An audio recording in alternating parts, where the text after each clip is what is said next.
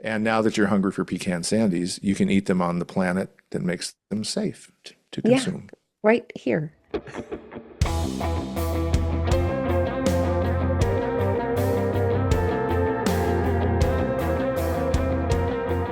Welcome to Disrupted Science, the occasional conversation between the authors of the upcoming book, How the Internet Disrupted Science, now available for pre-order. Please do. I'm Joy Moore, here with my co-author, Kent Anderson, and today, no joke, is Wednesday, April 1st, 2026. Hey, Kent. Hey, Joy.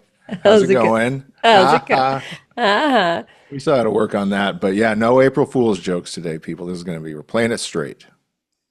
pretty much. Pretty Yeah. much. We did the joke on the geyser. That was a combo effort in the Yeah. sense that It I did ain't the funny query to open evidence and told you about it, and you're like, that could be the Grinch.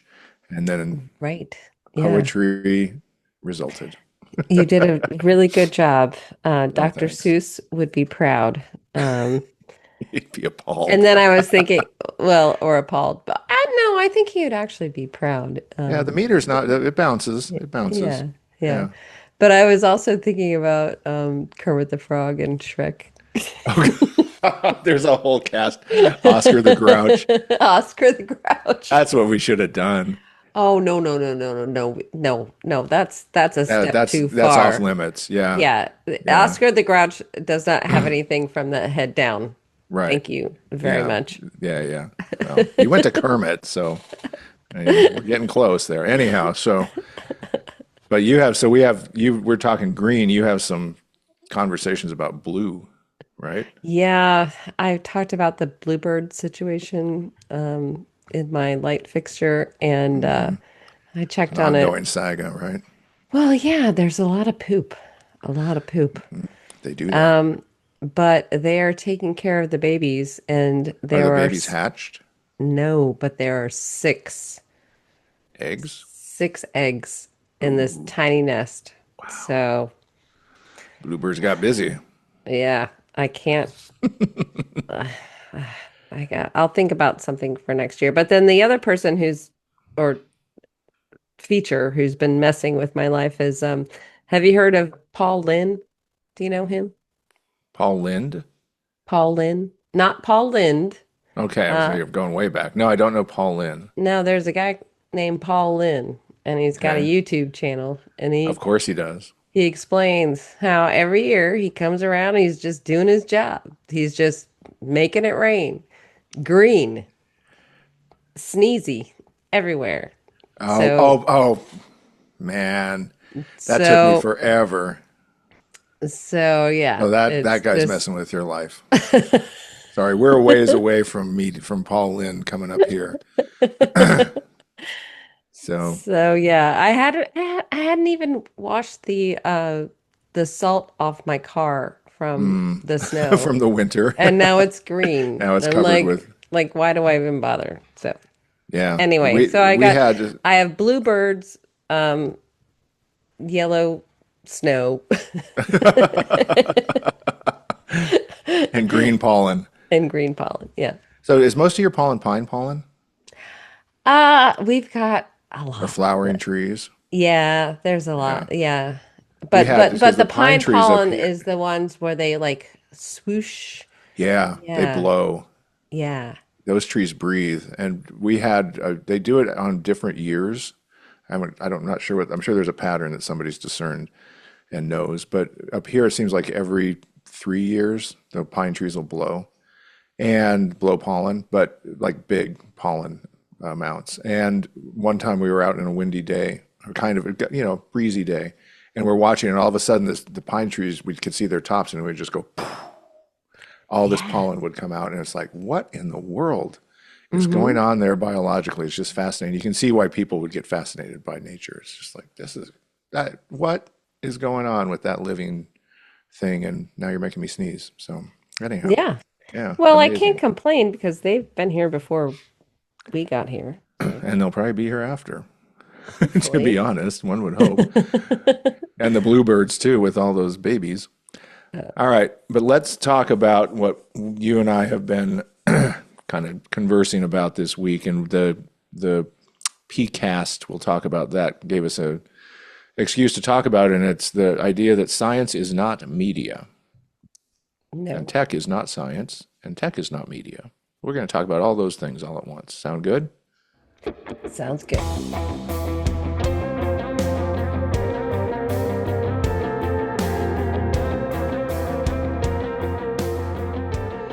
All right, so science is not media. So, we're both English majors, and English majors parse words. And I came across a book in a bookstore by an author that I'd have to follow because it seems like this guy's onto a good thing where he has one where it's like for mothers, it's like at least you're not the worst mother in the world, and it has a picture of a giraffe rejecting her giraffe child, and then you're not the worst father in the world, and it has Hmm. pictures of Darth Vader and Luke Skywalker standing forlornly looking at each other at a hand on the floor that Darth Vader has cut Yeah. off of Luke. And then the other book was for college job seekers, and it says at least you're not an English major. So he's got kind of this backwards humor, but technology and media have really become entangled and confused, and that's kind of one thing that you and I talk about in the book a lot. But it's one thing that I think I wanted to emphasize at the get-go is that the idea of free speech has become so confused with this entanglement of the two things, because what used to be just no, no thanks, not for us, is Hmm. now being called censorship. And with the recent things about ICE, discussing public officials or people on the public payroll in accountable roles is being equated to doxing, right? And doxing has a very different meaning to me, which is that you give home addresses and you give, private phone numbers and you do all sorts of stuff and all of that rather than just saying this is who that was, right? But Hmm. the mix of the lack of privacy, the mix of media, the power of technology, it's all become about control and platforming and extraction and unaccountable power. And there was a recent, there's a current kerfuffle, I guess, between Rene DeResta Hmm. and the author of a book, Jacob Siegel, who writes at Tablet. And a reviewer of the book said used portions of the book excerpts in his review, and I guess he generally liked it okay. And then some of those excerpts portrayed DeResta in a way that she felt was inaccurate, and she called them lies about her, and they're lies in the book, but this reviewer accidentally amplified them in his Okay. review. So let's take a pause because I Yeah. gotta I gotta catch up with you. You Mm-hmm. just went through a lot of things. I'm Um, right. Yep. so we went from yeah, from the entanglement of tech and media to Renee DiResta and Jacob Siegel. So who is Renee DiResta and who is Jacob Siegel?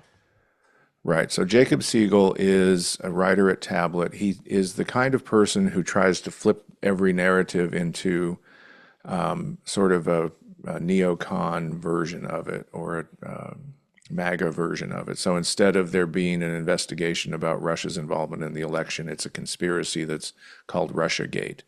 Hmm. Very anti-DEI, very anti this and that. And Renee DiResta is a writer and journalist who kind of shoots straight and is more reality based and doesn't spin those kind of narratives, from what I can tell. She Hmm. seems like the right kind of player. But anyhow, so they're having this little beef. But apparently, the reviewer agreed with DiResta that what Siegel had said in his book were inaccurate and amounted to lies about her. And so he decided, or she decided, I don't know who the reviewer was, to take the review down. And now Hmm. Siegel is crying censorship because anybody taking any information off the internet is now, or not making it available to the internet, is viewed as a censor. Right. And that's where media and tech have become so entangled that we no longer think that we have rights of refusal or rights to privacy or Hmm. rights to say no, I'm not going to put it online. That to do media, you have to capitulate to all of those lost elements of autonomy and natural rights. And so I think that's what that story I get out of that story, and many, there are many others out there where Yeah. you keep having people saying, "Oh, that's censorship." And it's like that's not. That's Well, just saying yeah, no. it's confounding, like, yeah, it's confounding a bunch of things in really interesting and complicated ways that Hmm. there's no precedent for. So that's why this is all very interesting. If you put an opinion online, that's content. Do you own it? Are you responsible for it? The platform that's amplifying it, the people who are arguing against it. So and all of it taken together becomes media Hmm. because writ large, people are going to talk about what people are talking about, what people have published on platforms. Right. So how did we get here? Let's Yeah. So, well, I think one of the things that we were talking about is, so science is not media, right? no. And one thing about media is you can manipulate it, right? And it's a, it goes along. There's a whole spectrum from, like just simply having selection bias for an audience. That's, you kind of make choices about what that audience receives and how it's done, how Uh-huh. professional it is, what type of content it is, whether it's a feature or news or sports coverage or something like that. It's That's, media is curated for yeah, the but audience it's it wants to malleable reach. too, Yeah. right? Yeah. It's malleable. And so there you can go all the way to manipulate it into propaganda. Mm-hmm. And I think so we talked about this President's Council of Advisors on Science and Technology and how they are. So then getting to that point, let's spin forward about media manipulation and kind of our chief media manipulator. And it gave me an opportunity to kind of enumerate our president's media manipulation history, which Mm. is consistent. So back when he was in the 80s, 70s and 80s, he was known by as John Barron. As Yeah, to seed he, things with the New York Post. yeah, that Yeah. was his PR person. It was him Right. But he didn't have a. with a funny voice or something. And then later he was John Miller. Then later he was David Dennison. And his fake personas are described on the Wikipedia article called Donald Trump's like fake names as an open secret in New York City. Hmm. So then he got involved with the National Enquirer, and there were all these catch and kill stories that would Hmm. occur where people who, they wanted to shut up would be paid a certain amount of money. And Stormy Daniels was one of those. And then that resulted in problems later that we all know about. Hmm. He had Art of the Deal ghost authored, and the Of author course, he and the author doesn't. later said, yeah, he had nothing. Donald Trump's not a great businessman. You kidding me? Then he ran The Apprentice, right? He was featured on Hmm. that, and that kind of resurrected his media career. He's known as the first Twitter president, as the first TikTok president, and then he launches his own social media platform called Truth Social, which has no business model, but is No, quoted but by the yeah. Secretary of Defense as, and the president in his truth said, Well, yeah, I don't know.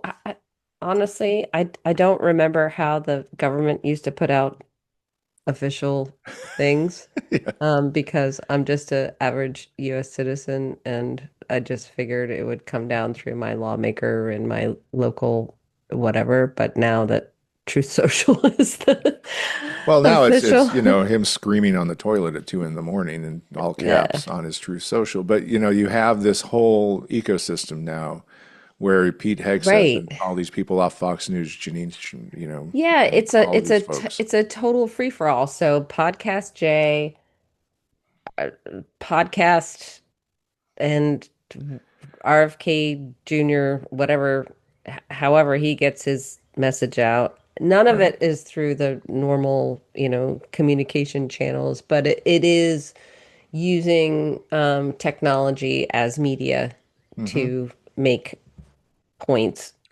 Right. And then the head of the FCC, Brendan Carr, is the perfect little hamster to keep the wheels turning because, and he was just at CPAC bragging about how, they got this person off the air, Joy Reid. They got, Chuck Todd Yeah. off the air. They're getting Stephen Oh, Colbert off the air. Don Don Lemon. Lemon got arrested. Oh, Yeah, give me a they're break. so thrilled to basically brag about media manipulation as the government. So that brings us to, so you're in this environment, you have a media manipulator of great success as president, manipulating the media still. You have a cabinet with many media manipulators in it. And then you have the president's, and you have this technology and media hybrid that nobody can escape and nobody can treat like a normal communications environment. And then you have the President's Council on Advisors in Science and Technology. Yeah. And What a stellar lineup. And you know what? I'm shocked. I'm shocked at that. It was so surprising who they decided to put on this council. we need to make one of those decks of cards. And just like, who do you have in your hand? Oh man, you win that hand. So, Yeah. because Way it's to all the not same have, people. yeah, zero imagination. Let's go. So who's on the council? Well, so a little background. So these have been around since 2001, Hmm. and every time there was a Democrat, they were larger and more what you'd expect. I'm sure there was some cronyism and some billionaires and power Yeah. players in there, but it was a lot of physicians and academics and business leaders and technology leaders. Yeah. But Trump's now had, yeah, go ahead. I attended a meeting of one of these or talk from people reporting out from these in the mid 2000s. It's like, Okay, okay, we're gonna look at this and this and this and this, and we're gonna put it all together. And so this is not the same as the OSTP. This is right, which also reports to the executive office, but this right. is just you know, it's like the The Davos kitchen in cabinet. DC. Yeah, the kitchen cabinet for the president, right? Yeah. And so here's the stellar lineup, Okay. right? Marc Andreessen, Sergey Brin, Safra Catz, Larry Ellison. Both of Hmm. those are from Oracle. Hmm. Michael Dell, Jacob DeWitte, it's a nuclear power investor company. Hmm. Fred Yeah. Ehrsam from Coinbase. David Freiberg, an investor who sold his business to Monsanto. Uh-huh. Jensen Huang of NVIDIA. Oh, of course. John Martinez, a quantum physicist who's into quantum computing. Okay. Bob Moongard, who's into fusion energy. Lisa Su of AMD. She's the only one who was also on Biden's PCAST. Hmm. And then, of course, the most scientific and the kindest soul Technological. ever, and the most technological, Mark Zuckerberg, to round out the creep factor. But reporting is that the Chiefs have a combined wealth in excess of $900 billion, and it shouldn't be lost on anybody that a lot of these people are investors.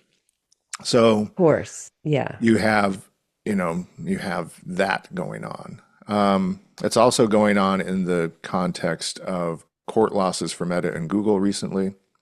Yeah, let's And talk about that for a second yeah, because um, there have been a lot of court cases against big companies over the years. And I think this one, from the reporting that I've read and people that I've listened to talking about it, is a bit more significant in that it's not the damages like we talked about last week with our guest. It's like it's not the with fine. Amanda, It's yeah, it's it's it's the injunction, right? right, right, or the And or the remedies. if they actually have to change what they're doing to comply, Hmm. that might make a difference. Hmm. Yeah, And it's been, yeah, I think it's been glossed over, but it's something to look at, and it's also a model to look at for other platforms who might be yeah, publishing other things. yeah. So there are a lot of controversial people on here right now, and the controversies are only growing because you also have the Epstein files Mm-hmm. going on, and that's always, you know, that they can't, they even going to war in Iran, they Right. can't shut it up. But so let's go. So Zuckerberg's been busy. Mm-hmm. People are digging into him. It looks like he might have collaborated with Elon Musk to manipulate Facebook so that Doge Bros were filtered out of posts to conceal their identities because if you had said who they were, that would be doxing them.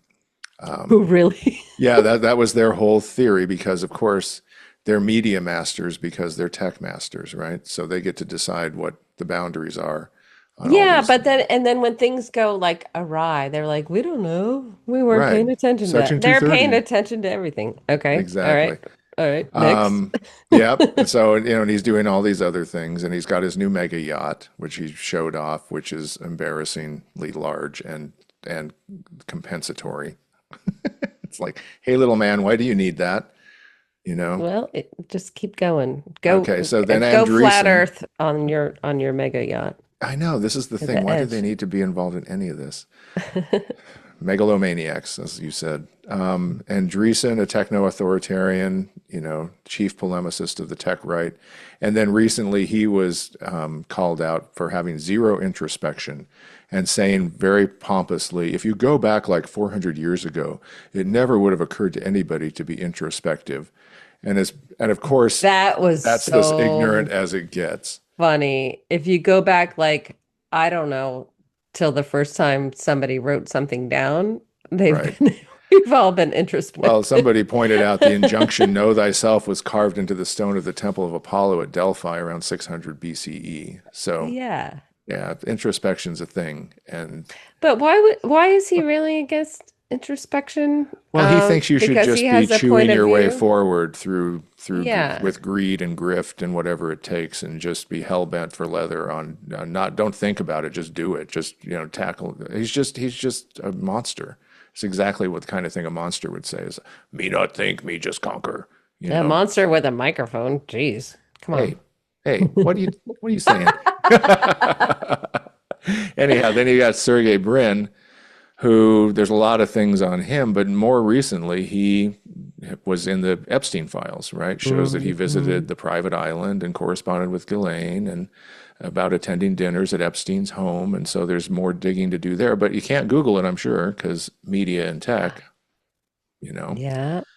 And so, when you get in fusion power, you get in atomic power, you get in AI with NVIDIA, you get in and Meta and Google and all of these things, you're basically delivering a group that is about the singularity and realizing Adam Becker's worst nightmare because it's all and the techno-authoritarianism, right? So Hmm. this is not a science and technology group.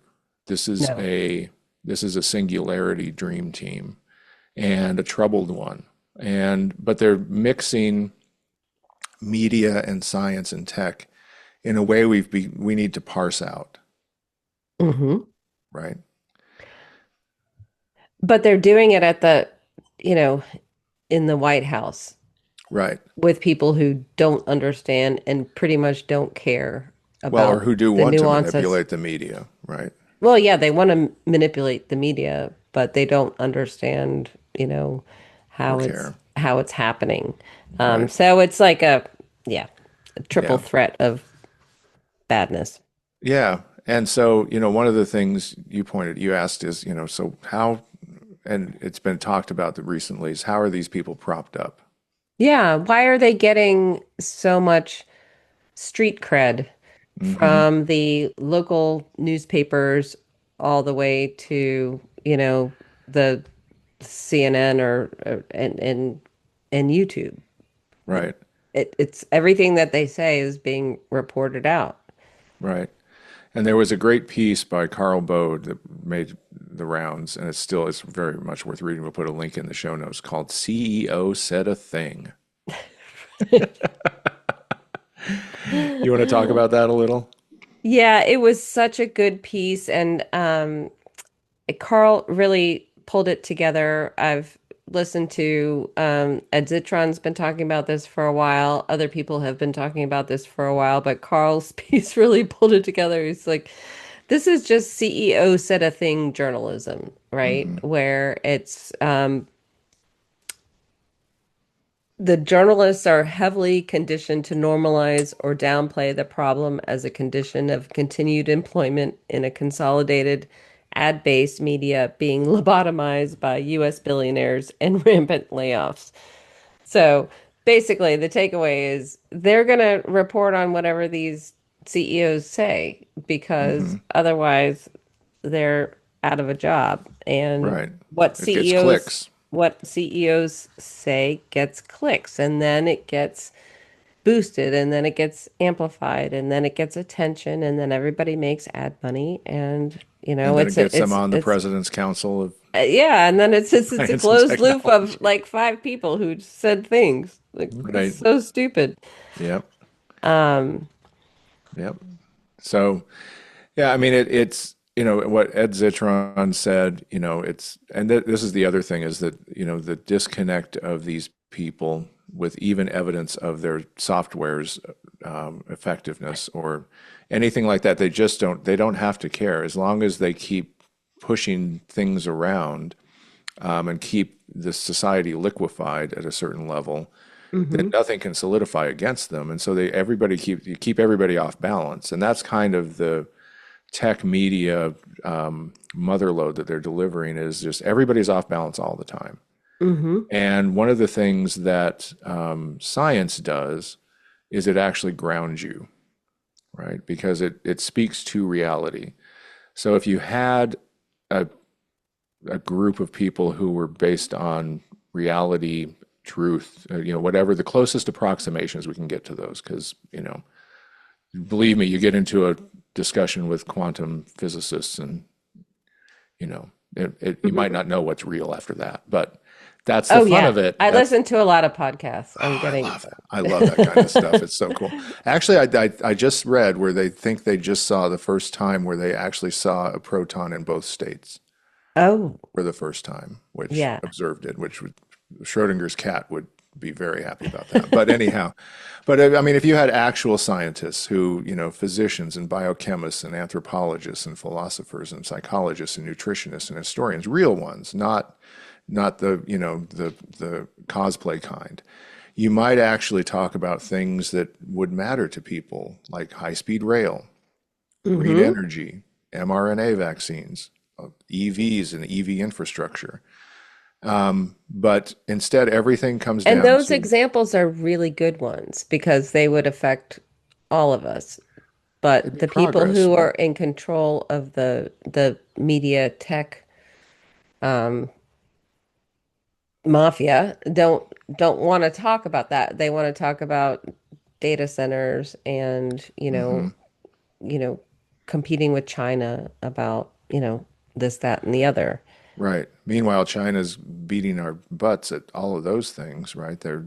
I forget, I just read something where their green energy output is now, making Yeah. them, they're gonna be energy independent, pretty quickly in a Hey, lot guess of what? ways. Because Yeah. whoever the head of China is, I don't know, didn't outlaw windmills. Brilliant. But yeah, so we have this kind of strange and capture where tech means computers, computers mean media.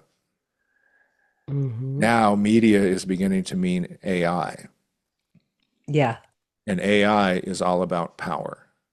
And Yeah. so now, and that's where the PCAST thing comes in because it's a really obvious display of those things all at once. And so you've got the tech, this is the science isn't there at all. It's really tech, computers, media, AI, and power. That's what it is. And so the science is, Right. So they should just take that little s out of the PCAST. yeah, Uh, yeah. PCAT. Yeah. But I think there's also, we were talking about how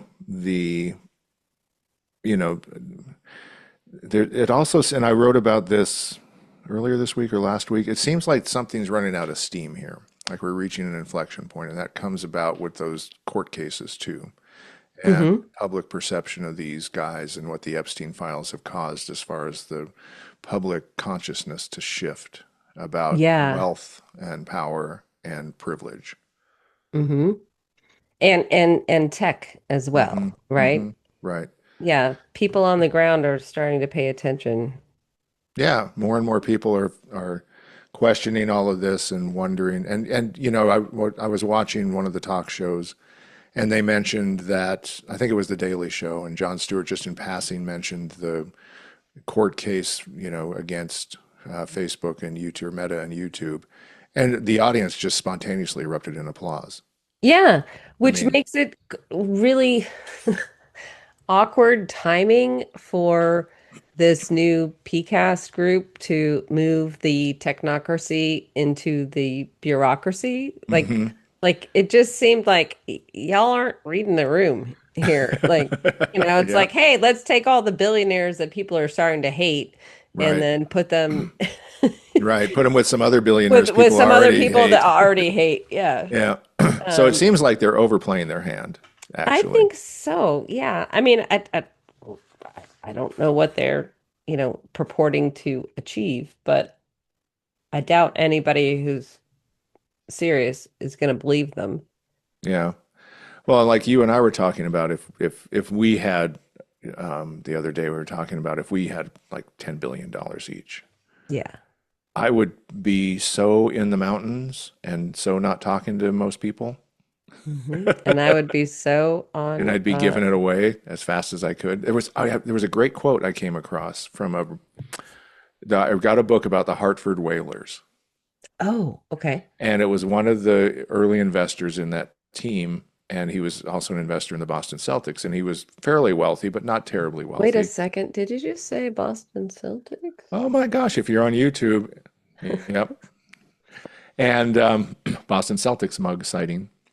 But and he said something about investing in sports teams is not a great investment, but he said, how rich do you need to be? You only eat 3 meals a day. Right.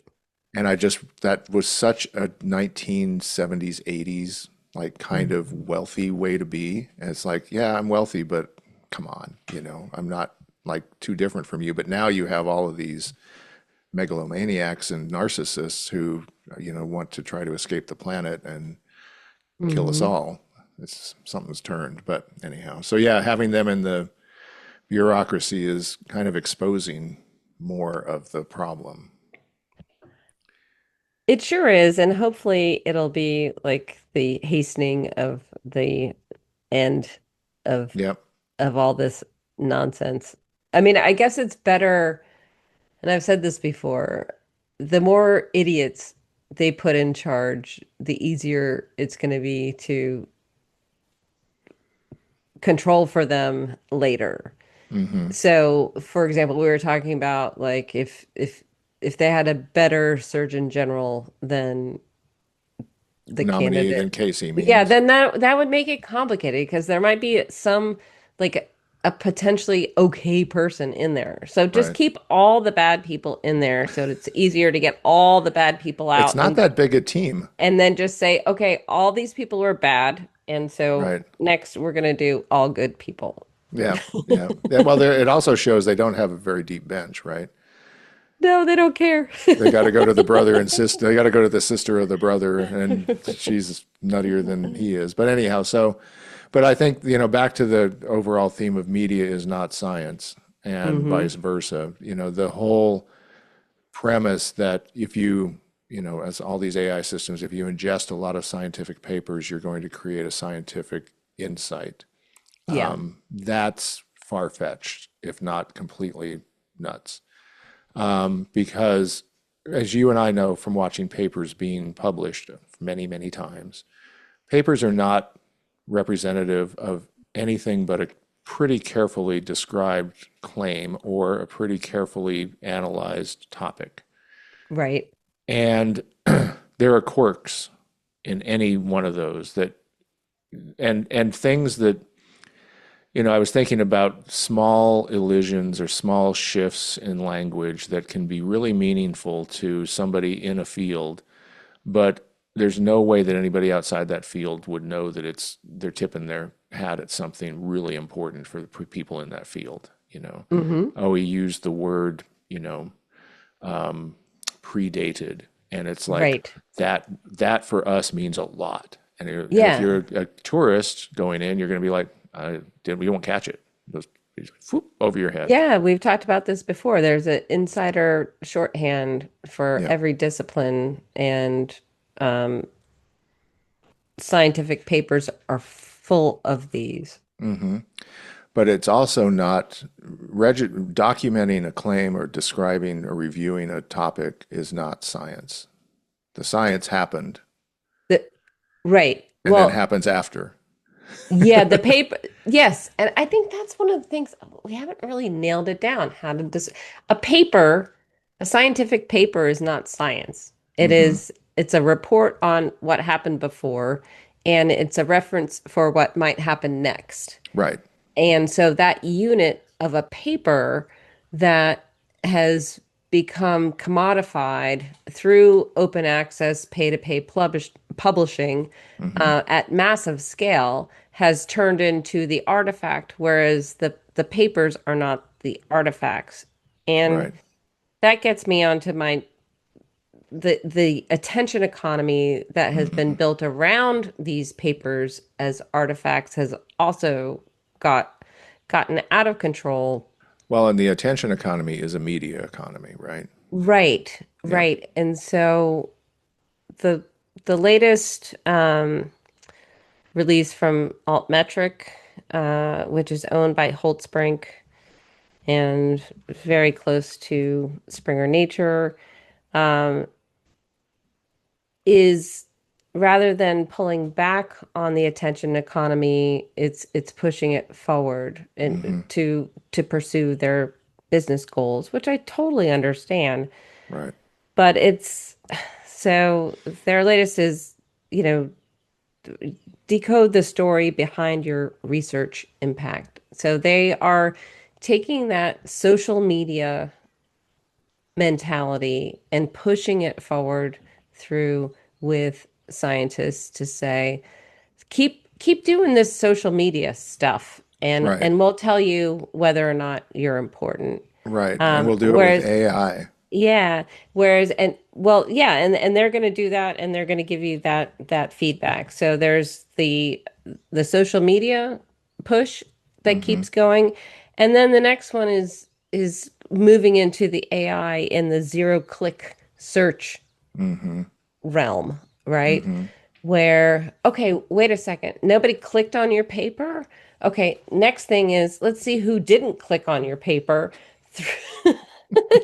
And we'll tell you about that. And we'll Yeah. tell you about how to market to people in this zero click world that has been synthesized by AI Well, it's companies. interesting because so zero click search has two implications, right? At least for publishers, right? If they're selling advertising, Uh-huh.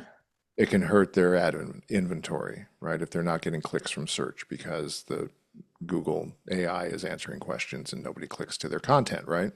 Right. And then it can hurt their attention metrics, or Correct. someone could argue that it's hurting their attention metrics Yeah, if you care about attention metrics, or then their that's going to usage be a data. problem. Yeah, it Or depends actually, on a what your third way, business usage model is. data to Yeah. institutional sales. All you know, Yeah. but that's where we get into the issue of is that even a good premise that clicks matter? I just love the term zero click search. It's like a triple negative. Like, is it a search? Are there clicks? Right. Zero happened? What are we talking about? Everything's page two now on Google.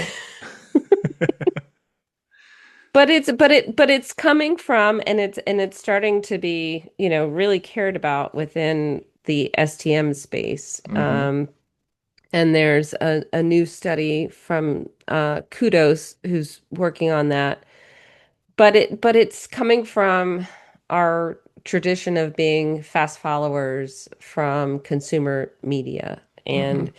And so it's the inevitability. It's like, okay, rather than saying there should be more than one click to make a search by a human, let's think about our brand adoption in a place where there are zero clicks from zero humans.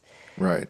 So that's going to be interesting to follow. I'm curious to see what they find in their Well, it's interesting too exploration. because if you know, clicks are not what they used to be, right? Hmm. We're living in an era where bots and crawlers, and I mean, we'd have to put up Cloudflare to to block all of these things that are trying to click through to your content and Hmm. scrape it. And so now we have this new intermediary to make sure that the clicks are not bogus. And I wonder what that's done to usage data. I'm so you just made me think about like all the years that I spent working Hmm. on counter reports. Do they Yeah. mean Oh anything? yeah. And the bots lists and all of Well, those just things. just the counter reports in general, right? Hmm. So well, yeah, we need to get another librarian back on the horn. I think I know who that one we talked to. We're gonna go out to her. But yeah, I mean it's if you really focus as a publisher on a community and with a journal, chances are you're sending out an email table of contents to everybody who cares about your content. Hmm. Because Chances are they they may had still to, get print, yeah, but and they had to tell you who they were in both cases in order right? to Right. They receive may it. be members of an organization you work within or work with. And so do all these clicks. What if it went zero click from general search engines? Does that? I don't think it's going to happen. I I mean, don't. I definitely there will be publications that will be consumed and subsumed in the zero click Hmm. AI environment. But for people who are looking for something that they know they're looking for, they're going to be there and they're going to know how to find them. Yep. Yep. Yeah, and I wonder if it's going to be the kind that don't have communities, clear community affiliations that are going to be more susceptible to this. I wouldn't say susceptible. I would say purpose built for it. Mm. Yeah. Yeah. True, true, If you true. don't have a community, you can join the zero click soup. Zero click club. Yeah. No clicks for you. All right. Well, so that was kind of our meandering path through this idea that, every time we see science talked about, it's people are talking about it like it's media. And we Mhm. need to kind of remember that science happens outside of media. It's what you media is one potential output from doing science, but and most people don't write papers. In most fields, most practitioners do not write papers, like 85% don't. Yeah. So, it's a completely it's a much clearer, I would argue, view of the world when you think you pull out of the media bubble and say, you know what, most of this is happening outside of media, off our screens, out of our phones, and then you Mhm. can look at the world as it is. So, Well, science is figuring things out, media is talking about it, and tech is amplifying it and monetizing it. and now we have the people manipulating it. Yeah. Awesome. All right, let's move on to discoveries of the week.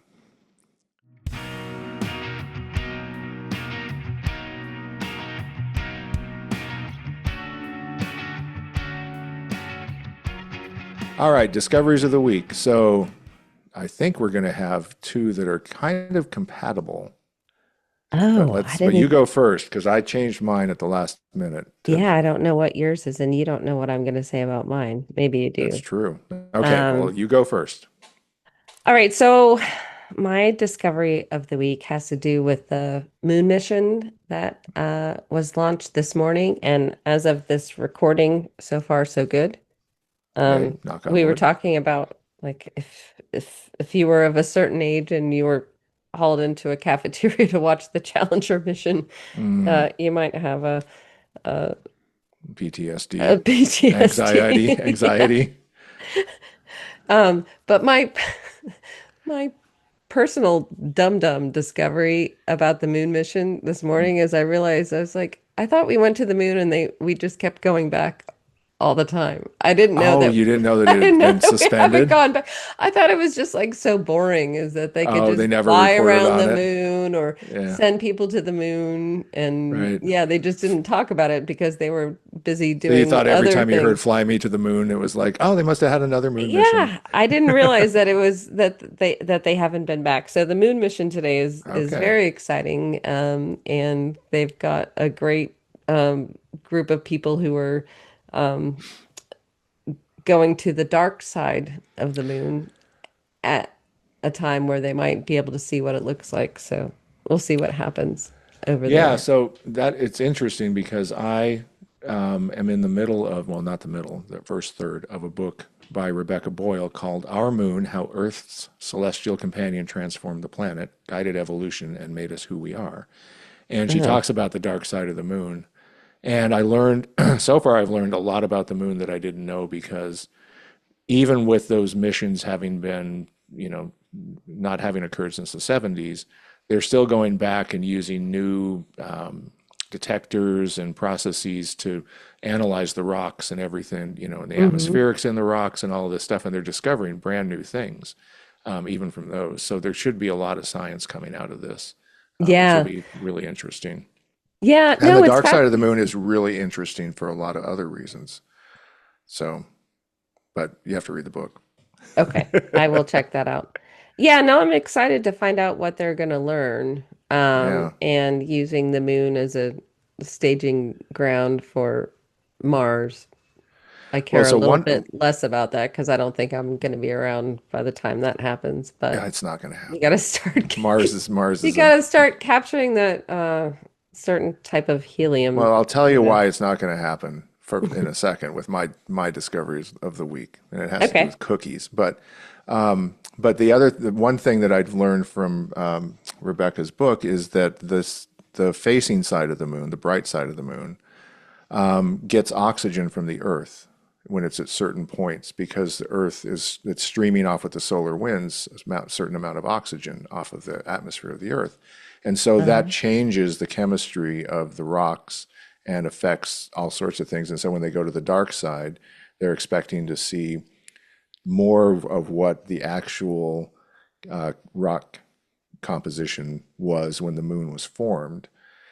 And there's also Oh, deeper sediment there because it hasn't been blown off by that passing yeah. solar wind. So So we have affected the bright side of the moon, we have a and great the dark deal. side of the moon is none of our business. Well, that's where Pink Floyd is, but that's what they're going to find there. All right, so my discovery of the week it might actually be why we won't go to Mars, which would be a very subtle reason. It has to do with pecan sandies. Hmm. So I went to the bookstore yesterday. I got Rebecca. I loved Rebecca Boyle's book so much in the first third of it that I decided to buy it. I'd gotten it from the library, and then I'm looking at the science shelf and I see this book that I didn't know existed by a favorite author of mine, Sam Keen, who wrote The Disappearing Spoon, which is a great science book. And he has a great way of doing titles too. So this one is called The Ice Pick Surgeon, Hmm. and it's about basically scientists who go to extremes. And then at the very end of the book, he starts talking about how science may give us new ways to do murder. Oh, Did I just sell you on this one? oh yeah. I Yeah. mean, okay. So, one way that you could kill people in space is to take up a bunch of pecan sandies Oh, okay. Wait, because wait. you What are know how they? crumbly those are? Yeah. Super crumbly, right? They dust up really fast. Yeah. And so that dust would get into the ventilators and everybody would suffocate. So they can't take pecan sandies into space. They can't even they can't make cookies in space. You can't bake in space. You can't have anything that crumbles It and takes 20 hours to bake cookies in space. They finally found a way to do wow. it, but it takes 20 hours to make chocolate chip cookies. And then they wouldn't All let them right. eat them because they were So, afraid they'd get sick, so they made them bring back to Earth. So imagine smelling warm cookies for the first time in space. You're like, you can't eat them. well, that just totally negates the whole idea that we should put a colony on the moon for people to live there if you can't even have a cookie. You Like, can't have Girl Scout cookies. I mean, I think, everybody's talking about, your what's, blood boiling and, you can't dig down with yeah, water and all this stuff. It's like, yeah. If you yeah, could no die cookies. from a cookie, no, thank you. I'll stay here. I know I'll this stay place here. has better cookies. So that's my discovery of the week. It's multifaceted, but Sam Keen is an amazing science writer. Rebecca Boyle's a great science writer. Two Oh, awesome. recommendations on the book front: The Ice Pick Surgeon and Our Moon. But and now that you're hungry for pecan sandies, you can eat them on the planet that makes them safe. to Yeah, consume. right here underneath some bluebirds. Yes, some bluebirds with babies. All right. All right. All right, everybody. Thanks for tuning in. Thanks to our friends at Provoke the Truth for the music. If you have topics you want us to cover, please email us at disruptedscience@gmail.com. We'd love to hear from you. You can also keep up with developments at the Geyser, where you can subscribe to support our efforts. And thanks for listening.